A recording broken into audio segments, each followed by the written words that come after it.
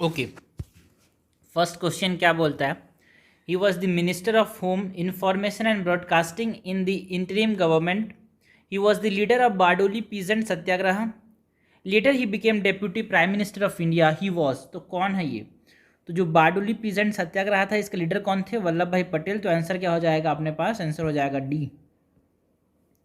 Next question, the constitution of India came into effect on. यार republic day कब celebrate करता है? Republic day कब celebrate करते हैं हम लोग? 26 ऑफ जनवरी की 26 ऑफ नवंबर? 26 of January. तो यहाँ पे जनवरी में हुआ था और ये 50 में हुआ था, 1950 में. बच्चे बच्चे को ही पता होगा. लेकिन क्या होता है एग्जाम में जब आते हैं तो एनसीईआरटी बेस्ड क्वेश्चन, तो क्या होते हैं लोग कंफ्यूज होकर गलत करते हैं. और ये क्वेश्चन ऐसे क्वेश्चन होते हैं जो कंफ्यूज होकर गलत कर देते हैं लोग. ओके, क्योंकि वहाँ हमको एक डेट दिखने को मिलता है अपने पास कि बन के रेडी कब हुआ था? 26 ऑफ नवंबर 1949. बट ये इफेक्ट कब हुआ था? Effect it comes into effect on 26 of January 1950. इसीलिए रिपब्लिक डे सेलिब्रेट किया जाता है 26 ऑफ जनवरी को. ये छोटे छोटे क्वेश्चन हैं जो कि बहुत ज़्यादा लोग गलत करते हैं, और ये बेसिक क्वेश्चन होते हैं जो गलत करने से रेस में तुरंत बाहर हो जाते हैं लोग. Okay, so the answer is 26 of January 1950. Next question, in India the chief election commissioner is appointed by. India के अंदर चीफ इलेक्शन कमिश्नर को अपॉइंट कौन करता है? प्रेसिडेंट. कौन अपॉइंट करता है? President. Question number 4, consider the following pairs, name of the parliament and country. हमको कुछ पार्लियामेंट के नाम दिए हैं और कौन कौन से कंट्री में ये हैं हमसे पूछा गया. तो क्वांगो, रेनमिन, दाइबियो, दाहुई, ये कहाँ पे है? चाइना के अंदर. नाम समझ आता है यार, ऐसा ऐसा अजीबोगरीब नाम कहाँ होता है? चाइना में. नेसेट कहाँ है? नेसेट है इजराइल के अंदर. और डाइट कहाँ है? जापान के अंदर. तो ये ऊपर नीचे दे दिया है, तो ये दोनों इनकरेक्ट हो जाएगा. हमसे क्या पूछा है? करेक्टली मैच पूछा है. तो करेक्टली मैच क्या हो जाएगा? One only, option number A is correct. Now moving to the next question, question number 5, which of the following function is not determined by the constitution. इनमें से कौन सा फंक्शन है जो कि डिटरमाइन नहीं करता कॉन्स्टिट्यूशन? तो functioning of the government, government कैसे फंक्शन करेगा ये डिटरमाइन नहीं करता कॉन्स्टिट्यूशन. ओके, सो आगे बढ़ते हैं. क्वेश्चन नंबर 6, और ये अच्छा क्वेश्चन, देखो ये जो क्वेश्चन है ना, इसका पीछे वाला क्वेश्चन, क्वेश्चन नंबर 5 जो है, ये क्वेश्चन होते हैं जो लोग गलती में मतलब जल्दी जल्दी में इसको गलत करते हैं. क्योंकि देखो ये क्वेश्चन अच्छे क्वेश्चन हैं, बट ये क्वेश्चन ऐसे हैं जो कि लोग गलत करते हैं कन्फ्यूजन में आके. और टॉफी सब्जेक्ट स्ट्रांग, मतलब सब्जेक्ट डिफिकल्ट नहीं है यार. पॉलिटी सब्जेक्ट एकदम आसान है, बट कन्फ्यूज हो जाने के बाद ये सब्जेक्ट डिफिकल्ट होता है. कन्फ्यूज कौन होता है? जो आधा पढ़ता है. पढ़ो वो सब्जेक्ट को उतना पढ़ो कि आपको क्वेश्चन सही हो जाए, वरना मत पढ़ो कि आप क्वेश्चन आ रहे हो उसको गलत करके आ रहे हो, तो आपको नेगेटिव मार्क्स के जा रहा है. क्योंकि अपने पास कट ऑफ कितना जा रहा है? 100 मार्क्स का कट ऑफ जा रहा है. 100 मार्क्स कट ऑफ के लिए हमको क्या चाहिए? ऐसे क्वेश्चन चाहिए जो कि अपने को आते हों. अगर हमको 100 में से 50 क्वेश्चन भी नहीं आते, बट हमको 50 क्वेश्चन आते हैं, तो सही हो जाएंगे. बात थोड़ी सी अजीब लग रही है, बट ये यही है सच्चाई. क्योंकि आपको गारंटी ले लो 20 क्वेश्चन नहीं आते जो कि बहुत बाहर से होंगे, लेकिन जो 30 क्वेश्चन है उसमें हम अगर लकी हुए, हम लकी मतलब हम एलिमिनेशन का इस्तेमाल करके यहाँ पे हम 10 क्वेश्चन सही कर ले रहे हैं, तो यहाँ पे हमारे पास अगर 50 हमको आते हैं, 50 में से हम सही 40 करते हैं और यहाँ पे 10 सही करते हैं, तो ले देखिए 50 मतलब 100 जा रहा है. और 100 अगर 100 प्लस मार्क्स आ जाते हैं तो आज की जगह में, आज की सिचुएशन में प्रीलिम्स में ये सेफ स्कोर माना जाता है. ओके, तो उसीलिए बोल रहा हूँ कि वो क्वेश्चन जो बेसिक्स क्वेश्चन है ना, वो तो आने ही चाहिए. डिफिकल्ट तो किसी को भी नहीं आएंगे, या फिर कुछ लोग ही आएंगे जो कि कंपटीशन में कोई डिफरेंस नहीं क्रिएट करते, बट क्वेश्चन वो डिफरेंस क्रिएट करते हैं जो सबको आते हैं और आपको नहीं आते. और सबको कौन से क्वेश्चन आते हैं? जो एनसीईआरटी बेस्ड हैं, जो बेसिक कॉन्सेप्ट पे बेस्ड हैं वो. और ये बेसिक कॉन्सेप्ट पे है. ये क्वेश्चन जो होते हैं ना, इसको बोलते हैं ट्रिकी क्वेश्चन, जो कि लोग जो होते हैं ना जल्दीबाजी में गलत करते हैं या फिर कंफ्यूजन में आके गलत कर देते हैं. Okay, so the functioning of the government is not determined by the constitution. Now question number 6 क्या बोलता है? In India in India when on election duty government officers work under the control of. जब election होते हैं तो जो government officers होते हैं वो किसके अंदर काम करते हैं? They work under the election commission of India. तो आंसर क्या हो जाएगा? बी. ओके, क्वेश्चन नंबर 7 क्या है? Which of the following statement is correct about democracy. Democracy के लिए हमको बताना क्या है, सही क्या है. Democratic government rules within limit set up by constitutional laws and citizen rights. बिल्कुल सही यार. Second, each of the elected person is accountable only to the people and not to the or to other independent official. देखो जहाँ भी ये क्वेश्चन आ जाए ना ओनली, तो वहाँ पे कान खड़े हो जाना चाहिए, अपन को सतर्क हो जाना चाहिए कि हाँ, यह क्वेश्चन में ट्रिक है, क्वेश्चन हमको गलत कराना चाहता है, तो यहाँ पे गलत कराना चाहता है, क्योंकि ये पीपल्स के ये तो रिस्पॉन्सिबल होता ही है, they accountable to the people but also to the independent official, so this is incorrect, हमसे करेक्ट पूछा गया है, करेक्ट हो जाएगा one only, option number A is correct. Question number 8 क्या है, which of the following statement is correct, correct statement हमसे पूछा है। First statement is the prime minister is the head of the state and is the highest formal authority in India, head of the state, no, prime minister is the head of the government not the head of the state, head of the state का head of the state कौन है, president है, तो first is incorrect। second, prime minister is the head of the government and exercise all governmental powers in India, yes बिल्कुल सही है, government powers government powers को exercise करता है, बट यहाँ पे आपको भी ऑल देखते हैं, यहाँ पे सतर्क हो जाना चाहिए, और सतर्क हो जाने के बाद थोड़ा सा आपको सोचोगे तो सही मिल जाएगा कि हाँ इसके पास सारे गवर्नमेंटल पावर्स होते हैं, and the prime minister is the head of the government, who is the head of the state, president.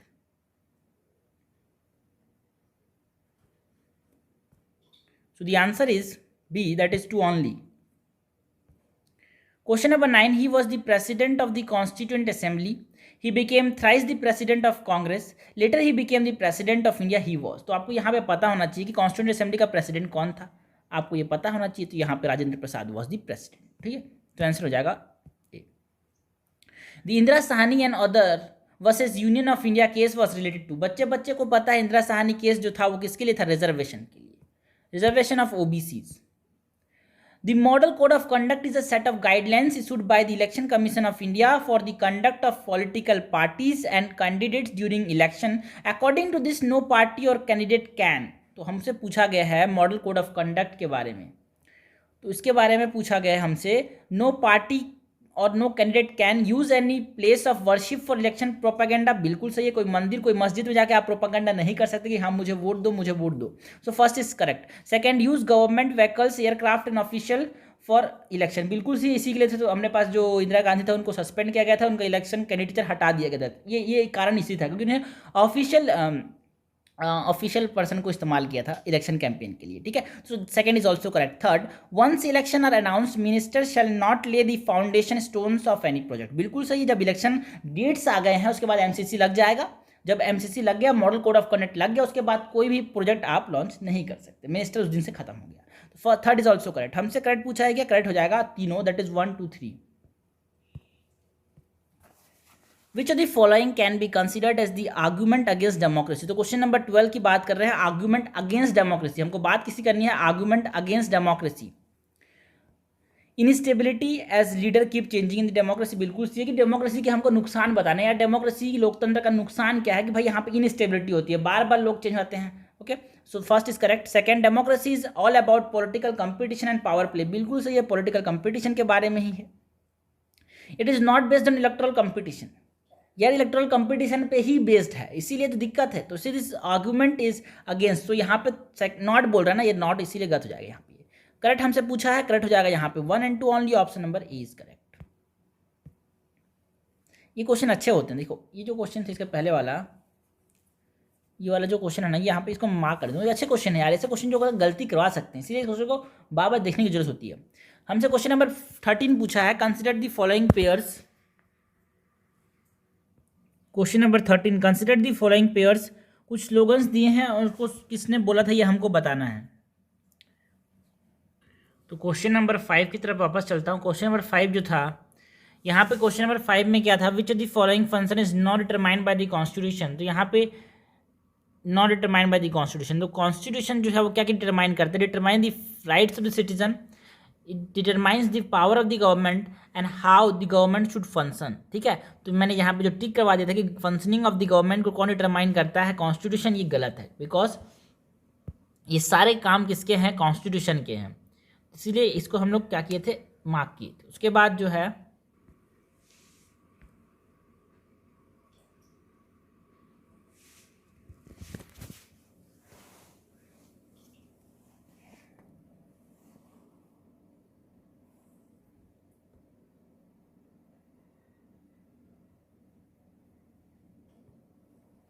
Okay, question number 13, consider the following pairs, कुछ स्लोगन्स दिए हैं और इसके साथ हमको बताना है कि ये स्लोगन किसने बोला था। स्लोगन्स एंड गिवन बाय, गरीबी हटाओ की बात किसने की थी, इंदिरा गांधी ने। सेव डेमोक्रेसी किसने की बात की थी, जेपी नारायण, जयप्रकाश नारायण ने बात की थी सेव डेमोक्रेसी की। थर्ड क्या है, protect the self respect of Telugus. इसकी बात किसकी थी, एन टी रामाराव ने बताया था कि हाँ, to protect the self respect of Telugus, इन्होंने प्रोटेस्ट किया था। तो ये थर्ड भी सही है। हमसे क्या पूछा है, करेक्ट पूछा है, तो करेक्ट क्या हो जाएगा, तीनों, that is 1, 2 and 3। Question number 14, with reference to Indian constitution consider the following statement about constituent assembly debates. Constituent assembly debates के बारे में हमको क्या बताना है, करेक्ट बताना है। Okay, first, this debates provide the rational behind every provision of the constitution. Yes, कोई भी प्रोविजन जो कॉन्स्टिट्यूशन में है उसके पीछे का कारण क्या है, तर्क क्या है, ये हमको कौन बताता है, constituent assembly debates. Second, this are use to interpret the meaning of the constitution. आज के ज़माने में जो मीनिंग नहीं कर पाते हैं, जो मीनिंग नहीं समझ पाते हैं कि कॉन्स्टिट्यूशन में जो वर्ड लिखा है इसका क्या मीनिंग है, तो क्या करते हैं, वो कॉन्स्टिट्यूशन असेंबली डिबेट्स को देखते हैं, तो उससे उनको मीनिंग समझ आता है। तो यहाँ पे करेक्ट हमसे पूछा, करेक्ट इज 2, मतलब बोथ 1 and 2। क्वेश्चन नंबर 15 क्या है, which of the following is are the feature of democracy. हमको बताना है क्या है, फीचर्स की बात करनी है डेमोक्रेसी की। Major decision by elected leaders, major decision कौन लेता है, इलेक्टेड लीडर्स लेते हैं, बिल्कुल सही है। Free and fair electoral competition, बिल्कुल सही है। पॉलिटिकल इक्वालिटी प्रोवाइड करता है, बिल्कुल सही है। So the answer is 3, that is sorry D, 1, 2 and 3। Major decision कौन लेता है, इलेक्टेड लीडर्स लेते हैं। Free and fair electoral competition होता है, जिसके पास मेजोरिटी नहीं है वो नहीं रह पाएगा। और पॉलिटिकल इक्वालिटी होता है, हर आदमी को चांसेस देते हैं to became the leaders.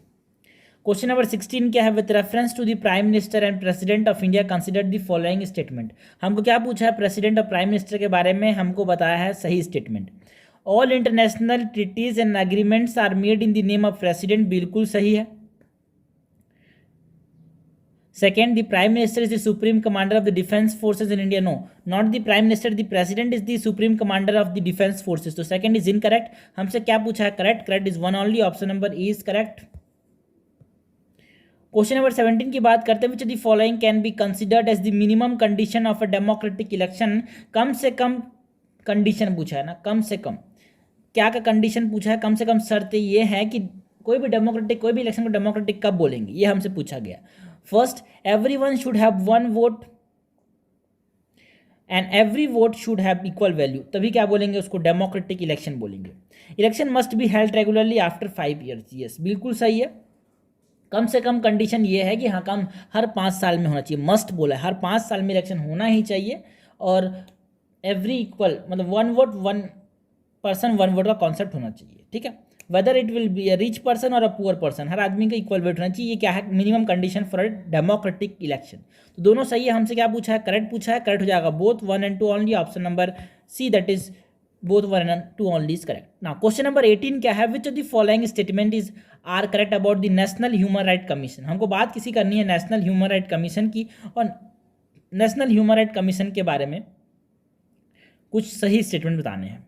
The commission is appointed by the president, बिल्कुल सही है। इस कमीशन को अपॉइंट कौन करता है, president. It can B it can by itself punish the guilty. याद रखना, जो नेशनल ह्यूमन राइट कमीशन है, जो पनिशमेंट का जो रोल है ना, वो डिवीजन, हमारे पास डिवीजन ऑफ लेबर है between the different organs of the government, that is the executive, judiciary and legislative के बीच में अपने पास क्या है, डिवीजन ऑफ पावर है। तो ये जो गिल्टी है, जो पनिशमेंट का जो पावर है, वो किसको दिया गया, हमने किसको दिया है, जुडिशियरी को दिया है। तो कोई भी एग्जीक्यूटिव का बॉडी या फिर जो भी लेजिस्लेटिव से जो बॉडी बनाई गई है, वो क्या नहीं कर सकती, पनिशमेंट प्रोवाइड नहीं कर सकती। So second is incorrect. Third, it can summon witness, question any government official, visit any prison for inspection और send its team for on the spot inquiry, बिल्कुल सही है। ह्यूमन राइट कमीशन जो है वो ऐसा काम कर सकती है। तो हमसे करेक्ट पूछा है, करेक्ट हो जाएगा 1 and 3 only. Option number C is correct. Now question number 19, doctor B R Ambedkar called which of the following rights the heart and soul of the constitution. Heart and soul किसको कहा, simple C NCERT की line है, the constitutional remedies that are provided under article 32 to 35 are what we call what doctor B R Ambedkar called as the heart and soul of the constitution, जो कि हमारे पास क्या है, right to constitutional remedies like the habeas corpus, quo warranto, certiorari, ये सब, mandamus, ये सब। Which of the following is are the features of federalism, federalism की बात करनी है, what are the features of federalism. First, different tiers of government govern the same citizen but each tier has a jurisdiction, है ना, हर आदमी हर एक जो tyre है उसका क्या है, एक ज्यूरिसडिक्शन है, उसके एक दायरे हैं जहां पे उसको काम करना पड़ता है। Yes, this is the feature of federalism. तो first is correct. Second, the fundamental provisions of the constitution can not be unilaterally change by one level of government, बिल्कुल सही है, क्योंकि जो फेडरलिज्म का जो फीचर है, it is a part of the basic structure of the constitution, और basic structure of the constitution जब भी होता है तो हमको क्या करना पड़ता है, जो स्टेट्स है उनकी राय लेनी पड़ती है, because it is a part of the federal, it is part of basic structure. तो यहाँ पे क्या है, जो है स्टेट का हमको परमिशन चाहिए, सो यहाँ पे second is also correct, unilaterally change नहीं कर सकते, तो सेकंड इज ऑल्सो करेक्ट। हमसे क्या पूछा है, करेक्ट पूछा है, क्या करेक्ट क्या हो जाएगा, both 1 and 2, option number C is correct. ना क्वेश्चन नंबर 21 की बात करते हैं, eighth schedule of the Indian constitution deal with, तो एट्थ शेड्यूल किसके बारे में बात करता है, लैंग्वेजेस की बात करता है, किसकी बात करता है, लैंग्वेजेस की बात करता है। तो it is recognize, language recognized by the constitution, और कॉन्स्टिट्यूशन कितने लैंग्वेज को रिकॉग्नाइज करता है, 22 लैंग्वेजेस को, नॉट 24, 21, दिस खत्म, 22 लैंग्वेज को रिकॉग्नाइज करता है कॉन्स्टिट्यूशन, जो कि किसके अंदर मेंशन है, आर्टिकल नहीं, कॉन्स्टिट्यूशन के अंदर जो शेड्यूल है, शेड्यूल नंबर 8। ना question number 22, which of the following pair is are correctly match, हमसे पूछा क्या है, कुछ थिंकर्स दिए हैं और उन थिंकर्स ने किसकी बात की गई है, ये हमसे मतलब ये हमको पूछा गया है। ओके, फर्स्ट प्लेटो, प्लेटो ने किसकी बात की थी, इन्होंने बात की थी कि हाँ डेमोक्रेसी के अंदर और मोनार्की के अंदर बेटर कौन है, इसकी बात की थी, क्या बिल्कुल सही है, first is all absolutely correct, because Plato ने बात की थी कि हाँ मोनार्की सही है कि डेमोक्रेसी सही है, बिकॉज ये इन्होंने बोला कि डेमोक्रेसी सही है, क्योंकि यहाँ पे क्या है, पीपल्स जो है वो अपने जैसे वो चाहते हैं वैसे वो रूल किए जा सकते हैं, but first is correct. Rousseau ने क्या कहा था, रूसो ने कहा था first argued for freedom as a fundamental right of human kind, बिल्कुल सिर्फ पहली बार जिस इंसान ने बोला था कि हाँ फंडामेंटल राइट, एक फ्रीडम क्या है, एक फंडामेंटल आज़ादी, एक फंडामेंटल राइट है, ये किसने कहा था, रूसो ने कहा था। तो सेकेंड भी सही है। Third, Karl Marx argued that equality was a crucial as freedom, मतलब equality as crucial as freedom, मतलब फ्रीडम दे देने से ही कुछ नहीं होता, समानता भी जरूरी है, equality is also necessary and it is as equal as freedom, ये किसने कहा था, कार्ल मार्क्स ने कहा था। तो थर्ड इज ऑल्सो करेक्ट, हमसे करेक्ट पूछा है क्या, हाँ करेक्ट क्या है, तीनों करेक्ट है, 1 2 3 सब सही है यहाँ पे। क्वेश्चन नंबर 23 की बात करते हैं, consider the following statement about the coming together federation, coming together federation, क्या इंडिया कमिंग टुगेदर फेडरेशन है, नहीं है, USA, yes USA is a coming together federation, मतलब बाकी 13 जो कॉलोनीज थे, ब्रिटिश कॉलोनीज, वो आपस में आए और इन्होंने क्या किया, एक कॉन्स्टिट्यूशन बनाया, so this is what we call coming together federation. क्या इंडिया एक कमिंग टुगेदर फेडरेशन है, नहीं है, हमको बात किसी करनी है, कमिंग टुगेदर फेडरेशन की बात करनी है, किसके लिए सही क्या है, in this by pooling sovereignty and retaining identity state increase their security, बिल्कुल सी आप आपस में आया, थोड़ा सा क्या किया, सोवेनिटी को कम कर दिया और क्या किया, आपस में ये सिक्योरिटी को थोड़ा सा बढ़ा दिया। तो first is correct. Second, the central government tend to be more powerful vis-a-vis the state, नहीं, यहाँ पे क्या होता है, जो स्टेट्स हैं उतना ही पावरफुल होते हैं ना, कमिंग टुगेदर फेडरेशन में स्टेट्स उतने ही पावरफुल होते हैं। So first is correct and second is incorrect. हमसे क्या पूछा है, करेक्ट हो जाएगा, 1 only, option number A is correct. 24 number question है, with reference to writs consider the following statement, हमको बात किसकी करनी है, रिट्स की बात करनी है। First, in habeas corpus the court order that the arrested person should be presented before it, बिल्कुल सही है, हेबियस कॉर्पस क्या होता है, राइट टू लिबर्टी की बात करता है, राइट टू लाइफ की बात करता है, कि आप किसी को भी बिना मतलब के कैद नहीं कर सकते, this is what we call habeas corpus, जो कि किसका पार्ट है, कॉन्स्टिट्यूशनल रेमेडीज का। और बी आर अम्बेडकर ने क्या कहा था, constitutional remedies are the heart and soul of the Indian constitution, ठीक है, तो फर्स्ट इज करेक्ट। सेकंड क्या बात करता है, in quo warranto the court order a lower court to transfer a matter pending before it to higher authority और court, नहीं, ये कोआरेंटो में नहीं होता, ये सर्शरियो में होता है, किसके अंदर होता है, ये सर्शरियो के अंदर। ओके, तो सर्शरियो के अंदर क्या होता है, अपने पास जो कोर्ट होती है वो लोअर कोर्ट को ऑर्डर करता है कि भाई आप उसको हायर अथॉरिटी को ट्रांसफर करो, ठीक है। कोवारेंटो के अंदर क्या होता है, कोवारेंटो के अंदर तो ओके, सर्सरी के अंदर क्या होता है, सॉरी कोवारेंटो के अंदर क्या होता है, कोई भी ऑफिस है, कोई भी गवर्नमेंट ऑफिशियल है, ठीक है, कोई भी ऑफिस होल्ड करता है, बट उसको जो काम है वो ठीक से नहीं कर रहा है, तो कोर्ट ऑर्डर करती है उसको कोवारेंटो कि आप अपना काम ठीक से करो ना, आप यहाँ से भाग जाओ। So this is what we call quo warranto. So second is incorrect, क्योंकि ये जो डेफिनेशन है ना लोअर कोर्ट वाला टू हायर कोर्ट, ये सब जो है वो सर्शरियो में बात की गई है। सो हमसे करेक्ट पूछा है, करेक्ट क्या हो जाएगा वहाँ पे, 1 only, option number A is correct. Question number 25, which of the following statement is correct about Rajya Sabha. Rajya Sabha के बारे में कौन सी बात सही है। First, the elected members of the state legislative assembly elect the members of the Rajya Sabha. बिल्कुल सही है, जो इलेक्टेड मेंबर्स हैं कहाँ के, लेजिस्लेटिव असेंबली के, ये इलेक्ट किसको करते हैं, members of the Rajya Sabha. So first is correct. Second, the representation of a part of the country is according to their population such as Sikkim having 1 seat in the Rajya Sabha. बिल्कुल सही है यार, जहाँ पे पॉपुलेशन कम होगा एंड अकॉर्डिंग टू 2000 नहीं, according to 1971 census, ठीक है। सो जहाँ पे पॉपुलेशन कम होगा वहाँ पे रिप्रेजेंटेशन भी लोकसभा में कम होगा। सो यहाँ पे बिल्कुल सही हमसे करेक्ट पूछा गया है, करेक्ट हो जाएगा both 1 and 2, option number C is correct. Moving to the next question, question number 26 is which of the following pairs are correct matched about the provision accepted from the constitution of different countries to Indian constitution. Different provision की बात की गई है जो कि different countries से लिया गया है, ये हमको बताना है कि कौन सा सही है। पहला प्रोविजन क्या है, idea of rule of law. Rule of law कहां से लिया गया है, not from the French constitution, it is taken from the British constitution. So first is incorrect. Second, directive principles of state policy, इसको कहां से लिया गया है, it is taken from USSR constitution. So this is also incorrect. The idea of residual power, residual power का जो concept है, अगर हमने 1 2 एलिमिनेट कर दिया तो क्या बचा, 1 and 2 को एलिमिनेट कर देने से 3 बचा। सो जो रेसिडुअल पावर का जो कॉन्सेप्ट है वो हमने कहाँ से लिया, वो हमने लिया था कैनेडियन कॉन्स्टिट्यूशन से। तो क्या आंसर हो जाएगा, आंसर क्या हो जाएगा, 3 only. Question number 27 is which of the following statements are correct, हमसे ये पूछा गया है, correct. First, originally the constitution of India holds 14 language in the 8th schedule. बिल्कुल सही। जब शुरुआती दौर में क्या था, जो 8th शेड्यूल के अंदर कितने लैंग्वेजेस थे, 14 लैंग्वेजेस थे, बट आज कितने लैंग्वेजेस हैं, नॉन 24। सेकंड स्टेटमेंट ये बोल रहा है 24 नहीं, आज के ज़माने में 22 ही हैं, हमने देखा था।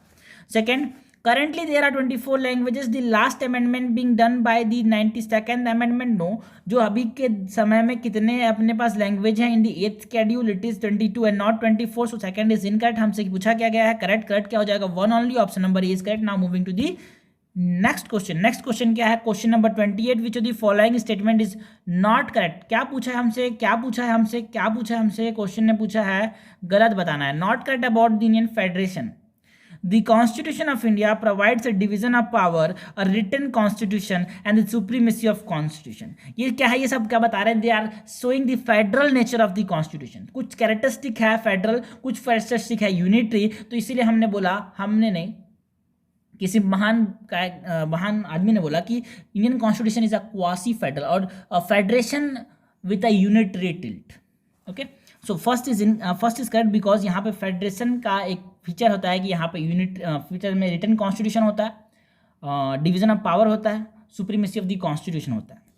Second, the constitution of India provides a strong centre, double citizenship, flexibility of the constitution and integrated judiciary. ये जो है ना, ये सब यूनिटरी कॉन्स्टिट्यूशन का नेचर होता है। जो यूनिटरी कॉन्स्टिट्यूशन होता है उसके अंदर क्या होता है, इंटीग्रेटेड जुडिशियरी होता है क्या, नो, यहाँ पे इंटीग्रेटेड और इंडिपेंडेंट जुडिशियरी होता है, किसके अंदर, एक यूनिटरी कॉन्स्टिट्यूशन के अंदर डबल सिटीजनशिप हो सकता है, फ्लेक्सिबल कॉन्स्टिट्यूशन होता है और स्ट्रॉन्ग सेंटर होता है। So second is incorrect. Third, the Indian federation is the result of agreement by the states. नहीं, एग्रीमेंट्स बाय द स्टेट का फेडरेशन नहीं, हमने देख लिया था, it is not a coming together federation. USA is an example of coming together federation. तो हमसे क्या पूछा है, हमसे नॉट करेक्ट पूछा है। नॉट करेक्ट क्या है यहाँ पे, 2 and 3 only. Which the following statement is correct about the 2 houses of the parliament. हमको करेक्ट पूछा है, दोनों हाउसेस की बाट करनी है। The vice president of India can be remove by a resolution passed by a majority of all the then members of the Lok Sabha and agreed to by the Rajya Sabha. ये उल्टा बोल दिया है, जो वाइस प्रेसिडेंट को रिमूव करने के लिए अपने पास क्या होना चाहिए, इफेक्टिव मेजोरिटी होना चाहिए, ठीक है ना। तो यहाँ पे वाइस प्रेसिडेंट कैसे रिमूव करते हैं, vice president can be remove by resolution passed by a majority of all the then members, that is a simple majority, ठीक है, चलेगा। ओके, ऑफ द लोकसभा बोल रहा है, members of the Lok Sabha, no, simple majority all the then members, मतलब sorry, special majority of the Rajya Sabha and simple majority by the Lok Sabha, ठीक है। तो यहाँ पे ये इनकरेक्ट बोल दिया, क्योंकि बोलता है कि all the then members, that is all the then members का मतलब क्या है, special majority of the Rajya Sabha, but यहाँ पे ये उल्टा बोल रहा है कि वाइस प्रेसिडेंट को रिमूव करने के लिए जो रेजोल्यूशन पास होना चाहिए वो राज्यसभा से स्पेशल मेजोरिटी और लोकसभा से सिंपल मेजोरिटी। तो फर्स्ट इज इनकरेक्ट। हमसे फर्स्ट क्या पूछा है, मतलब करेक्ट क्या पूछा है, तो first is incorrect.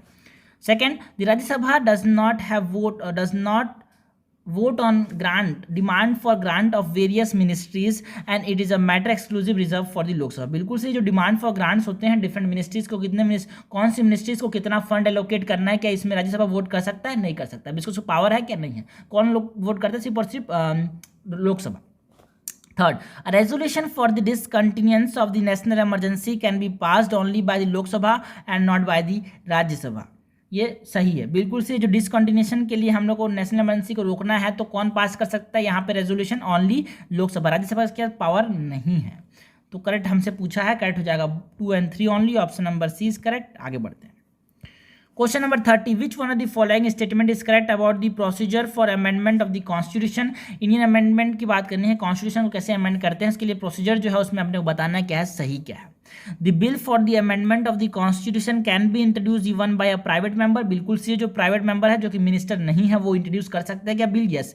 Of the house and to without any prior permission of the president. बिल्कुल सी है, परमिशन किसकी जरूरत नहीं है आपको? प्रेसिडेंट की परमिशन जरूरत नहीं है for a constitutional bill to be introduced. और उसको प्राइवेट मेंबर इंट्रोड्यूस कर सकता है, बिल्कुल कर सकता है, बट पास होने का ऐसे कोई चांसेस मेरे को लगते नहीं। सो फर्स्ट इज करेक्ट। और हमसे करेक्ट पूछा तो फर्स्ट करेक्ट हो जाएगा। The bill can be introduce only in Lok Sabha. नहीं, जो बिल है वो लोकसभा राज्यसभा दोनों में इंट्रोड्यूस किया जा सकता है, तो सेकंड इज इनकरेक्ट। हमसे पूछा क्या गया करेक्ट, तो देख लेते हैं आगे question. If there is a deadlock between two house during the passage of the bill for the amendment of the constitution the president can summon the joint sitting of the two houses. No, देखो भाई यहाँ पे कोई भी joint sitting का concept नहीं है। there is not a concept for joint sitting for the money bill and the constitutional amendment bill। तो सेकंड भी गलत, थर्ड भी गलत हो जाएगा।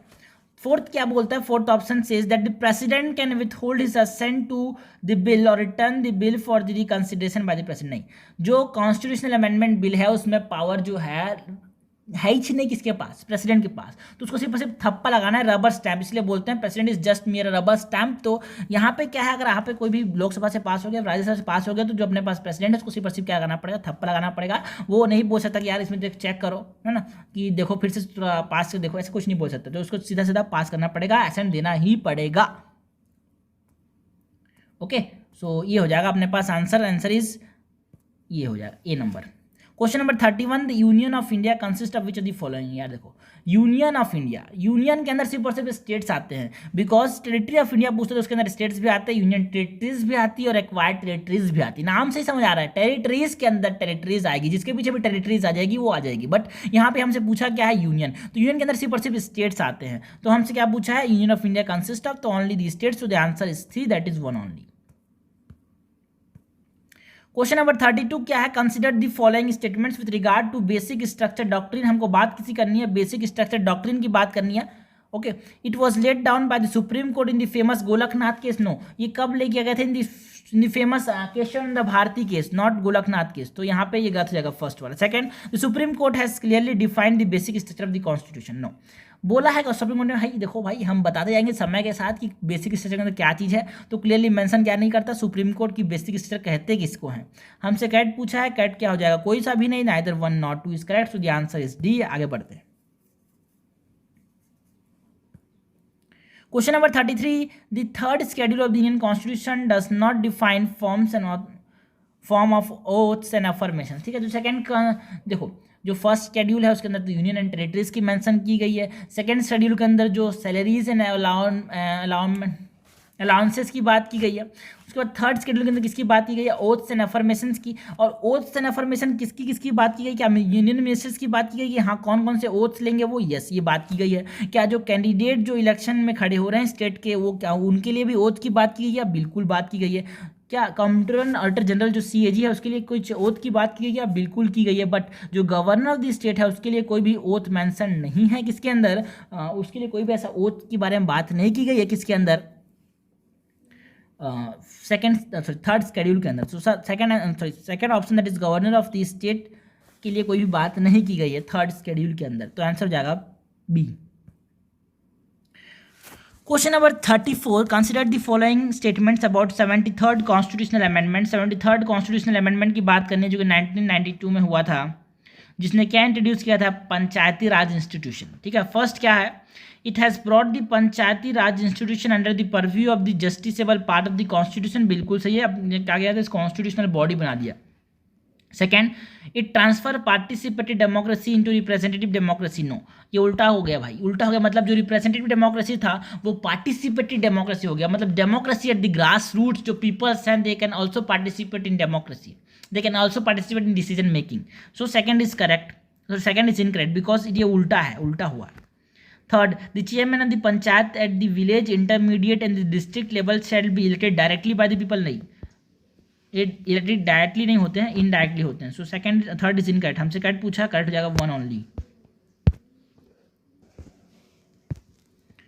Question number 35. Consider the following statement regarding the changes that the center-state financial relation undergo in the case of imposition of various emergencies. ठीक है, बहुत सारे emergencies के समय जो सेंट्रल स्टेट फाइनेंशियल रिलेशन में जो आती हैं चीज़ें, उनके बारे में हमको बात करनी है। First, during a national emergency the president can either reduce और cancel the transfer of finance from the centre to the state. बिल्कुल सही है, मतलब प्रेसिडेंट कर सकता है ये। Second, during a financial emergency centre can ask the state to reserve all money bill and other financial bill for the consideration of the president. बिल्कुल ये पावर है किसके पास, प्रेसिडेंट के पास, जब क्या होती है, इमरजेंसीज होती है। हमसे करेक्ट पूछा क्या है, करेक्ट क्या पूछा, करेक्ट दोनों हो जाएंगे। Option number A and B, मतलब ऑप्शन नंबर नहीं, statement number A and B, first and second both are correct. So the answer is B, sorry answer is C, that is both 1 and 2। Question number 36 की बात करते हैं। In which of the following situation the president rule can be imposed in a state in India. President's rule कब introduce कर सकते हैं, that is what we call presidential emergency. और national emergency कब इंट्रोड्यूस कर सकते हैं, article 352 of the Indian constitution, when the hung assembly occur in the state after general election. बिल्कुल ये किसी के पास बहुमत नहीं है तो यहाँ पे हम क्या कर सकते हैं, प्रेसिडेंट्स रूल इम्पोज कर सकते हैं। Second, when a constitutional direction of the central government is disregarded by the state government. बिल्कुल सी है, कोई भी सारा मतलब कोई भी सेंटर ने कुछ बोला स्टेट को, उसकी बात नहीं मान रहा है तो क्या कह सकता है, सेंट्रल चाह सकता है कि भाई इसके अंदर बहुत नाटक कर रहा है, इसको हटा दो। सो क्योंकि हमारे पास पता है कि अपना जो कॉन्स्टिट्यूशन है it has a unitary tilt. हमसे कैट पूछा है, कैट क्या हो जाएगा, both 1 and 2 only. Option number C is correct. Question number 37, consider the following statement about the parliament system in India. Parliament system की बात करनी है और इसके बारे में हमको बताना क्या है, करेक्ट क्या है। The deputy speaker is subordinate to the speaker in Lok Sabha. देखो, deputy speaker is not the subordinate of the speaker in Lok Sabha, क्योंकि जो डेप्यूटी स्पीकर होता है ना वो अपना, और it is responsible to the house and not to the speaker. ठीक है, उसका कोई काम करने वाला आदमी नहीं है डेप्यूटी स्पीकर की, हाँ जो स्पीकर के जिम्मेदारी पे काम करे ना। जो डेप्यूटी स्पीकर होता है उसका खुद का एक रोल होता है, वो जाके रिस्पॉन्सिबल किसको होता है, वो लोकसभा को, सॉरी जिस मेंबर का, सपोज ये स्पीकर की बात करें डेप्यूटी स्पीकर की, तो ये it is responsible to the Lok Sabha. ठीक है, सो फर्स्ट इज इनकरेक्ट, क्योंकि सबऑर्डिनेट बोल दे रहे यार, उसका नीचे काम करने वाला आदमी थी ना वो। Second, the deputy speaker automatically becomes the chairperson of the parliamentary house once he is appointed its member. बिल्कुल से, अगर डेप्यूटी स्पीकर जो है चेयरमैन बन जाता है, कब, जब वहाँ पे स्पीकर नहीं है तब। ठीक है, हमसे करेक्ट पूछा है, करेक्ट क्या हो जाएगा, 2 only. Option number B is correct. Question number 38, which among the following features of the constitution of India is called the identity card of the constitution of India. Constitution के कौन से feature को हम क्या बोलते हैं, आइडेंटिटी कार्ड। मतलब एक आदमी का आइडेंटिटी कार्ड देके उसके बारे में पूरा पहचान हो जाता है। बस उसी प्रकार जब हम प्रियम्बल को देखते हैं तो हमारे पास पूरा कॉन्स्टिट्यूशन में क्या क्या लिखा हुआ है सबकी हमको एक झलक मिल जाती है। So preamble is the identity card of the constitution. Question number 39 क्या है, the ideals of liberty, equality and fraternity in our preamble have been taken from the French revolution. French revolution के अंदर की बात की गई है, लिबर्टी, इक्वालिटी एंड फ्रेटर्निटी, बच्चे को पता है यार, सिंपल सा कॉन्सेप्ट है ये।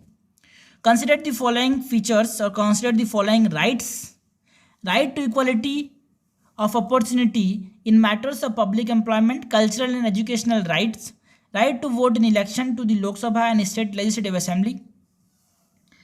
Which of the rights given above are not conferred to the aliens by the Constitution of India? ऐसे कौन से राइट्स जो कि एलियन के अंदर एलियन को नहीं मिलती है, ये किसी पर सिर्फ सिटीजन के पास है। मतलब जो फॉरेनर्स हैं उनके पास ये राइट्स नहीं हैं। तो हमको पता चाहिए 15, 16, 19, 29, 30, आर्टिकल 15, 16, 19, 29, 30 जो है ये सिर्फ और सिर्फ किसके लिए है, ये सिर्फ और सिर्फ सिटीजन्स के लिए है। तो हमारे पास जो equality of opportunity in the matters of public employment किसके अंदर आता है, आर्टिकल 16 के अंदर आता है। तो आर्टिकल 16 जो है वो सिर्फ और सिर्फ किसके लिए है, सिटीजन्स के लिए। तो first is not guaranteed by the constitution to the foreigners. तो फर्स्ट इज इनकरेक्ट। जो फर्स्ट इनकरेक्ट है तो हमने एलिमिनेट कर दिया यार, नॉट, सॉरी अरे उल्टा हो गया, बिकॉज ये फर्स्ट होगा ही होगा। मतलब फर्स्ट इज नॉट कन्फर्ड। हमसे पूछा ना कौन सा कन्फर्ड नहीं होगा, मतलब फॉरेनर्स को कौन कौन से राइट्स नहीं मिलेंगे, तो फर्स्ट तो नहीं मिलेगा, फर्स्ट तो नहीं मिलेगा। सो फर्स्ट हमारे आंसर में होगा ही होगा, तो हमने थर्ड को एलिमिनेट कर दिया। 3 ओनली का लिमिट कर दिया। Cultural and educational rights, article 29 और 30 किसकी बात करते हैं? Article 29 and 30 talks about cultural and educational rights. So second भी होगा जो कि किसको नहीं मिलेगा? एक एलियन को, मतलब एक फॉरेनर को, ठीक है। सो सेकंड इज ऑल्सो हमारा आंसर में होगा, तो हमने डी को भी एलिमिनेट कर दिया। Right to vote in election to the Lok Sabha and state legislative assembly, यार देखो ये भी एक तरह से क्या है अपने पास राइट है किसके अंदर? ये भी अपने पास कोई भी सिटीजन इस देश में जो सिटीजन है वही क्या कर सकता है? वोट कर सकता है, कोई आदमी बाहर से आके नहीं कर सकता। So this is also part of our answer. तीनों आ जाएंगे अपने आंसर के अंदर, तो आंसर हो जाएगा ए, दैट इज 1, 2, 3, जो कि फॉरेनर को नहीं मिल सकता। Which of the following are the factors that limit the sovereignty of Indian parliament, ऐसे कौन से फैक्टर्स जो कि लिमिट करते हैं स्वाधीनता किसकी? इंडियन पार्लियामेंट की। फंडामेंटल राइट्स, यस बिल्कुल सही यार, अपने मर्जी से कुछ भी नहीं कर सकता पार्लियामेंट, क्योंकि इसके पास हमारे पास सिटीजन के पास क्या फंडामेंटल राइट है? जुडिशियल रिव्यू है, जुडिशरी के पास हम जा सकते हैं, इसके पास जुडिशरी के पास। फेडरलिज्म है क्योंकि हमारे पास डिवीजन ऑफ पावर है between the centre and the states, और रिटर्न कॉन्स्टिट्यूशन है, अपनी मर्जी से कुछ नहीं कर सकता पार्लियामेंट, जो कॉन्स्टिट्यूशन ने बोला, because in India the supreme, who is supreme? The constitution is supreme. तो हमसे कैट पूछा है, कैट क्या हो जाएगा? सब 1, 2, 3, 4, option number D is correct. आगे बढ़ते हैं। In India citizenship can be lost in which of the following way, citizenship कैसे चला जा सकता है?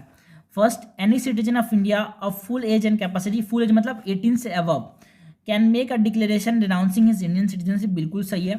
Second, when an Indian citizen voluntarily acquires the citizenship of another country, like Akshay Kumar ने Canada का वहाँ ने सिटीजनशिप ले लिया, तो उसका इंडियन सिटीजनशिप चला गया। Third, the central government can terminate the Indian citizenship if the citizen has shown disloyalty to the constitution of India, ये भी सही है। हमसे क्या पूछा है? करेक्ट क्या हो जाएगा? तीनों। विच of the following statement is not correct about the ordinary bill, ठीक है, ऑर्डिनरी बिल के बारे में हमको क्या पूछा है? गलत क्या है? Not correct. It can be introduce either in the Lok Sabha और राज्यसभा, बिल्कुल सही, ऑर्डिनरी बिल को लोकसभा राज्यसभा दोनों में हम इंट्रोड्यूस कर सकते हैं। It is introduce without the recommendation of the president of India,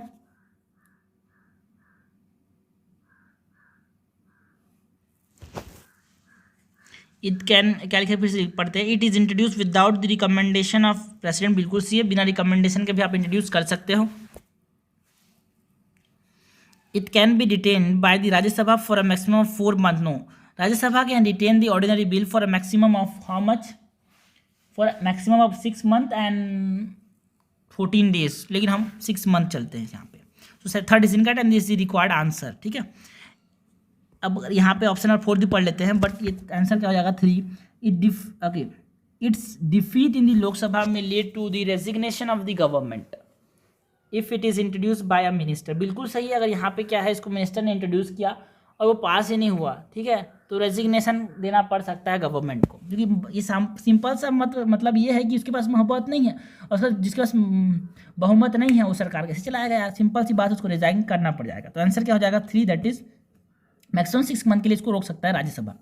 consider the following statement regarding the censure motion in India, censure motion की बात करनी है इंडिया के अंदर। It can be moved against the entire council of ministers, okay, तो यहाँ पहला क्या बोल रहा है? It can be moved against the entire council of minister, बिल्कुल सही है। If it is moved in the Lok Sabha the council of minister need to resign from the office, जरूरी नहीं है, क्योंकि देखो जो सेंसर मोशन है it is for a specific policy, कोई भी एक स्पेसिफिक पॉलिसी है, कोई भी एक एक्शन है, इसको नहीं चाहते जो लगे कि नहीं ये सही नहीं है, उसके लिए क्या अपने पास पास होता है सेंसर मोशन। बट अगर नो कॉन्फिडेंस मोशन अगर पास हो गया, सेंसर मोशन पास होने से उनको जरूरी नहीं कि जो काउंसिल ऑफ मिनिस्टर्स को रिजाइन करना पड़े, बट अगर नो कॉन्फिडेंस मोशन अगर पास हो गया तो जो काउंसिल ऑफ मिनिस्टर्स को रिजाइन करना पड़ेगा। सेकंड इज इनकरेक्ट, हमसे कैट पूछा है, कैट हो जाएगा 1 only, option number is correct. Question 45, which the following statement is are correct regarding the joint sitting of the parliament, joint sitting की बात करनी है अपने को, जॉइंट सिटिंग के बारे में करेक्ट बताना है। The speaker of the Lok Sabha summons both the house to meet in a joint sitting,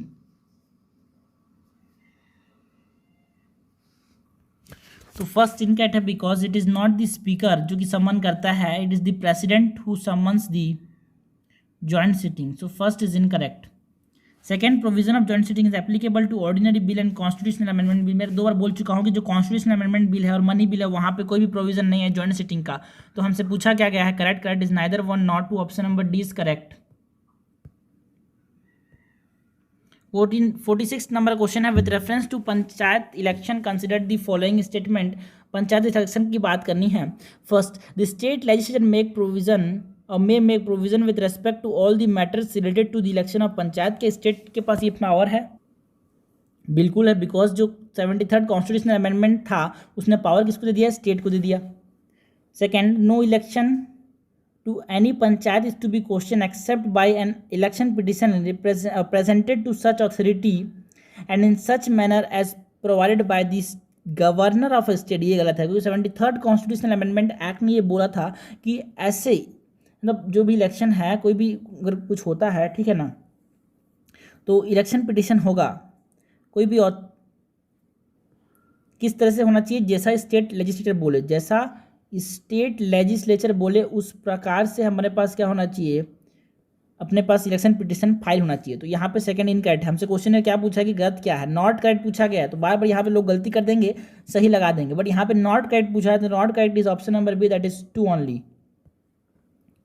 47 number question है, consider the following statement, first distribution of financial power between the centre and the state, second setting up of finance commission every 5 year, third devolution of central pool of taxes. हमसे क्या पूछा है question ने, which of the statement given above is are reflecting the practice of fiscal federalism. Fiscal federalism की बात कौन कर रहा है, या तीनों बात कर रहे हैं, तीनों बात कर रहे हैं, तो आंसर क्या हो जाएगा 1 2 3, option number D is correct. आगे बढ़ते हैं। सरकारी कमीशन वॉज सेटअप टू, बच्चों को पता है Sarkaria commission is for centre state relationship, to maintain centre state relationship. Question number 49 है, with reference to ingredient of the preamble of the constitution which of the following statements is are correct. Ingredient की बात करनी है, ingredient of the preamble, ingredient of the preamble states that constitution derives authority from Indian parliament. ये गलत है यार, preamble ने साफ साफ बोला है कि जो constitution derives its authority from the peoples of India and not from the parliament, so first is incorrect. Second, the preamble declares India to be a sovereign socialist secular democratic republic, बिल्कुल सही है, RRCSP।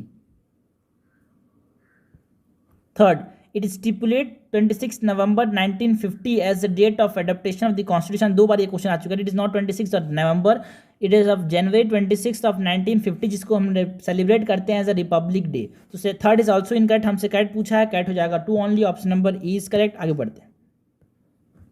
Last question, this the theory of separation of power is a division of power between, ठीक है ना, separation of power जो होता है ना, it is a separation of power between the judiciary, between the executive and between the legislature.